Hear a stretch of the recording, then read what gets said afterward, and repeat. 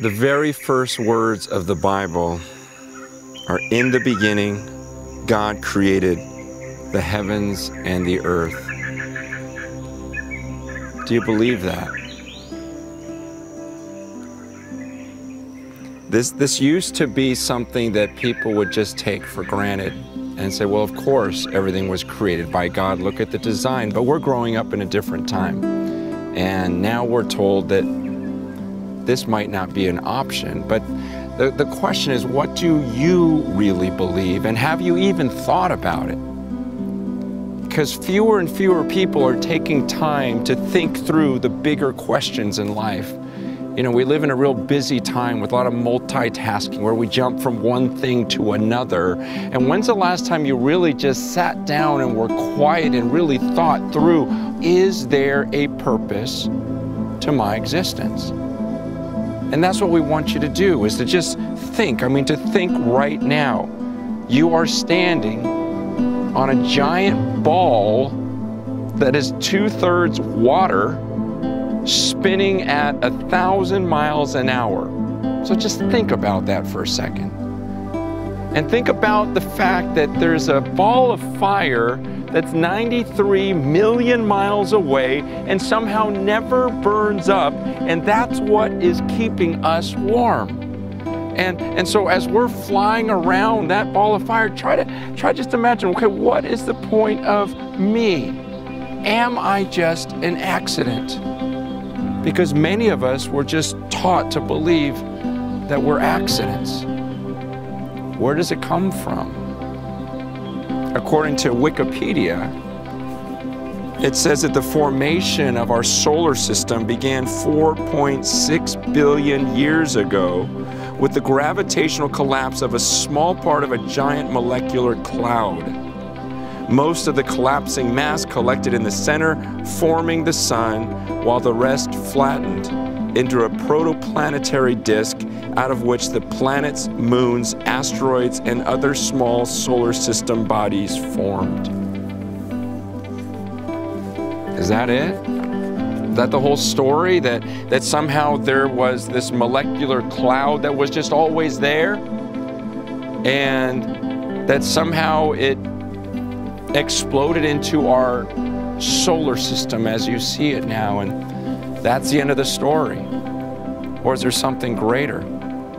That maybe this wasn't all just an accident, maybe you weren't an accident. In fact, the Bible says the exact opposite, that there are no accidents. In fact, God says even in His creation, in Romans 1:20, it says, ever since the creation of the world, God's invisible qualities and His divine nature have been clearly seen so that men are without excuse. God says you could look at the creation, look at the creator of the world, and you would see Him. Somehow you would recognize that there was something behind all of this, someone behind all of it. You'd see His invisible qualities and His divine nature. In fact, in Psalm 19, it says, the heavens declare the glory of God, and the sky above proclaims His handiwork. Day to day pours out speech, and night to night reveals knowledge. There's no speech, nor are there words, whose voice is not heard. Their voice goes out through all the earth, and their words to the ends of the world. God says the heavens declare His glory. You look at the stars, study the stars, and He says you would see that the Creator who made all of this is glorious. He's beyond us. That you and I are not the center of the universe. It doesn't revolve around us, but there's someone different. And in the Bible, when the Bible would describe this being, it wasn't just another version of us and a bigger version of us, but the people who interacted with Him said, no, He calls Himself holy. Holy meaning set apart, completely different from us. So much so that when Moses asked God, can I see your face? God says to him, no man can see my face and live. He says, look, I'm the being who created these heavens and that little tiny planet you live on, and you yourself right now in your mind, you can't see me. In fact, Paul describes this when he's telling Timothy in 1 Timothy. He says, God dwells in unapproachable light.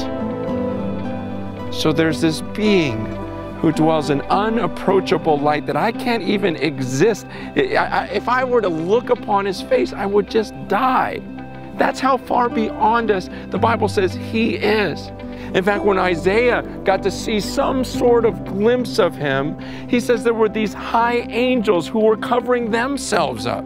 Even the high angels took their wings and covered up their feet, their faces, and they were screaming, holy, holy, holy. And everything was shaking. That means they were just screaming out how different, how amazing he is. That you and I are not alone. This didn't happen by accident. In fact, in Acts chapter 17, it's an amazing passage where it says in verse 25, the God who made the world and everything in it, being Lord of heaven and earth, does not live in temples made by man, nor is he served by human hands as though he needed anything, since he himself gives to all mankind life and breath and everything.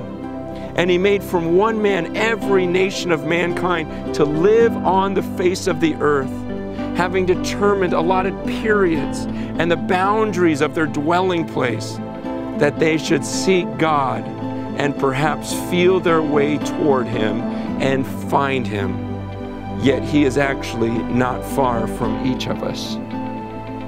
So what the Bible says is that the God who made us doesn't really need us to do anything for him. In fact, he gives us life and breath and everything. But what he says there was, you're not an accident, I'm not an accident. He says, in fact, he determined exactly when we would be born and where we would be born. And he would orchestrate the situations and circumstances in our lives so that we might feel our way towards him and find him, though he's not far from each of us. So according to the Bible, there's a reason why I'm here right now, why you're watching this right now. It's not coincidence. He says he determined when you would be born, and he determined exactly where you would live. And the purpose of that was that you might feel your way toward him and actually find him. And I wonder if that's what this is all about. That this might be the reason why you're right where you are today, is that God orchestrated this. And this was another step of you feeling your way toward him and finding the creator of all of this.